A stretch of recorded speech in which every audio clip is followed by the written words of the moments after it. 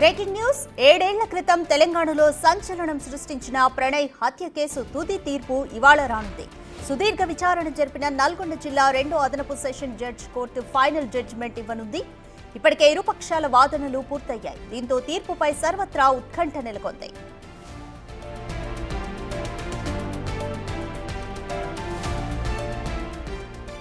2018లో అమృత ప్రణయ్లు కులాంతర ప్రేమ వివాహం చేసుకున్నారు. అయితే కులాంతర ప్రేమ వివాహం ఇష్టం లేని అమృత తండ్రి మారుతీరావు సుపారీ గ్యాంగ్తో ప్రణయ్ను 2018 సెప్టెంబర్ 14న మిర్యాలగూడలో హత్య చేయించారు. ఈ హత్య అప్పట్లో తెలుగు రాష్ట్రాల్లో సంచలనంగా మారింది.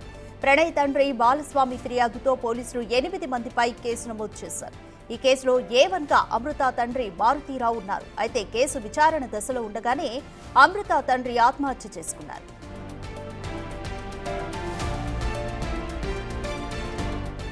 పోలీసులు అన్ని కోణాల్లో విచారణ పూర్తి చేసి 2019 జూన్ 12న కోర్టులో 1600 పేజీల ఛార్జ్ షీట్ దాఖలు చేశారు.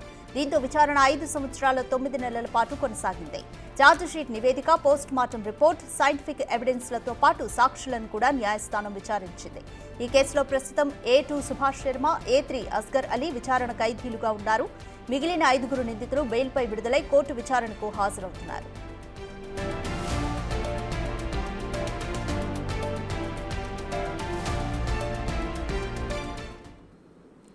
మోర్ డీటెయిల్స్ మా ప్రతినిధి రమేష్ అందిస్తారు.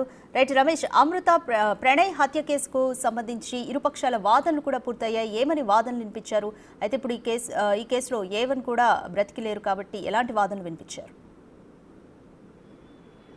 రైట్, ఇప్పటికే వాదనలు పూర్తి కావడం జరిగింది. తీర్పు రిజర్వ్ లో పెట్టడం జరిగింది. మరి కాసేపట్లోనే తీర్పును ప్రకటించే అవకాశం కనపడుతుంది. 2018 సెప్టెంబర్ 14న రాష్ట్ర వ్యాప్తంగా సంచలనం సృష్టించినటువంటి ప్రణయ్ హత్య కేసు మనం మొదటగా చూసినట్టయితే కూతురు కులాంతర వివాహం చేసుకుందని ప్రణయ్ని అత్యంత దారుణంగా తండ్రి ఎవరైతే ఉన్నారో అమృత తండ్రి మారుతీరావు సుపారీ గ్యాంగ్ తో కూడా హత్య చేయించడం జరిగింది. ఈ హత్యలో మొత్తం 8 మంది నిందితులుగా ఉన్నారు. 8 మందిలో A1 Maruthi Rao, A2 Subhash Sharma, A3 Asgar Ali, A4 Mohammed బారీ, A5 Karim, A6 Shravan, A7 Shiva, అదేవిధంగా A8 నిజాం. మొత్తం 8 మందిలో A1 ఎవరైతే తండ్రి ఉన్నారో అమృత తండ్రి మారుతీరావు ఇప్పటికే ఆత్మహత్య చేసుకొని కూడా చనిపోవడం జరిగింది. 2018 సెప్టెంబర్ 14న ఈ హత్య జరిగింది. ఆ తర్వాత 2019లో బెయిల్పై రావడం జరిగింది. ఆ తర్వాత ఈ కేసులు ఎదుర్కోలేక అదేవిధంగా మొత్తం మానసికంగా కూడా కుంగిపోయి కూడా 2020లో ఖైరతాబాద్ లోని వాసవి భవన్ లో కూడా మారుతీరావు ఆత్మహత్య చేసుకోవడం జరిగింది. ఇప్పుడు మొత్తం కూడా ఒక A2, A3 మినహా మిగతా వాళ్ళంతా కూడా బెయిల్ పైనే ఉన్నారు. A2 సుభాష్ శర్మ అతను బీఆర్ కు చెందినటువంటి వ్యక్తి. అదేవిధంగా A3 అస్గర్ అలీ ఇతను మొత్తం కూడా గతంలో గుజరాత్ మాజీ హోంమంత్రి అరుణ్ పాండ్యన్ హత్య కేసులో కూడా ఆ సబర్మతి జైల్లో ఉన్న జరిగింది. ఆ సబర్మతి జైలు నుంచి ఇప్పటికే నల్గొండ జైలుకు కూడా తీసుకురావడం జరిగింది. సుభాష్ శర్మని అదేవిధంగా సబర్మతి జైల్లో ఉన్నటువంటి అస్గర్ అలీని ఇద్దరితో పాటు కూడా బెయిల్ పై ఉన్నటువంటి కరీం, శ్రవణ్, శివ, నిజాం వీరంతా కూడా మరి కాసేపట్లో కూడా కోర్టు ముందు హాజరయ్యే అవకాశం కనపడుతుంది. మొత్తం 2018 నుంచి ఇప్పటి వరకు అంటే దాదాపు 6 సంవత్సరాల పైగా కూడా ఆ కేసు నడిచింది. మొత్తం 1600 పేజీల ఛార్జ్ షీట్ కూడా గతంలో ఎస్పీగా ఉన్నటువంటి ఈ కేసు పరిశీలించినటువంటి ఎస్పీ రంగనాథ్ 1600 పేజీల ఛార్జ్ షీట్ దాఖలు చేయడం జరిగింది. మొత్తం 102 మంది సాక్షులకు గాను 72 మంది సాక్షులను కూడా ఇప్పటికే విచారించడం జరిగింది. పూర్తిగా సైంటిఫిక్ అదేవిధంగా టెక్నికల్ పోస్ట్ మార్టం నివేదిక ఆధారంగా కూడా అన్ని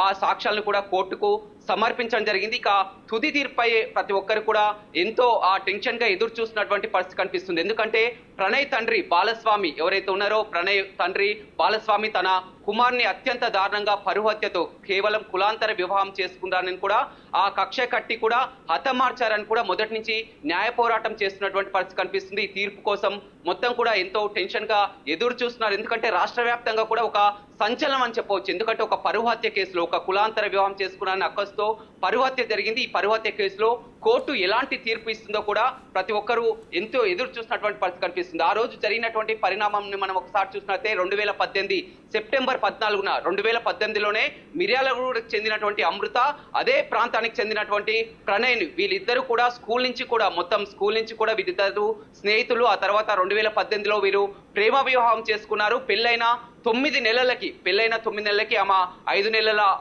ప్రెగ్నెంట్ గా ఉంది. ఆ తర్వాత హెల్త్ చెకప్ కోసం కూడా అక్కడ ఉన్నటువంటి ప్రైవేటు ఆసుపత్రికి కూడా హెల్త్ చెకప్ కోసం భర్తతో కలిసి కూడా అక్కడికి రావడం జరిగింది. ఆ చెకప్ చేసుకొని తిరిగి వెళ్తున్నటువంటి సమయంలోనే ఆసుపత్రి ఆవరణలోనే ఒక్కసారిగా ఈ గ్యాంగ్ అంతా వచ్చి కూడా గొంతు కోసి కత్తులతో కూడా అక్కడే హతమార్చి చంపడం జరిగింది. మొత్తం మీద ఇందులో ప్రధానమైనటువంటి సూత్రధారి ఎవరైతే ఉన్నారో మారుతీరావు ఒక సుపారీ గ్యాంగ్ తో కూడా హత్య చేయించారని కూడా ఇప్పటికే మొత్తం అన్ని విషయాలు కూడా వెల్లడించడం జరిగింది.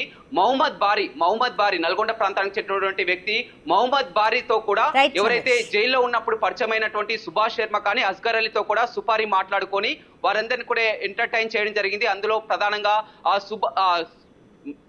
అస్గర్ అలీ మొదటగా అటాక్ చేసి సుభాష్ శర్మ అస్గర్ అలీ కూడా ప్రధాన పాత్రలో ఉన్నారు. వీరిద్దరు కూడా ప్రస్తుతం జైల్లో ఉన్నారు. ఇప్పుడు నిందితులకు ఏ శిక్ష పడుతుంది అనేది మరి కాసేపట్లోనే వెల్లడించే అవకాశం అయితే ఉంది. రాధిక.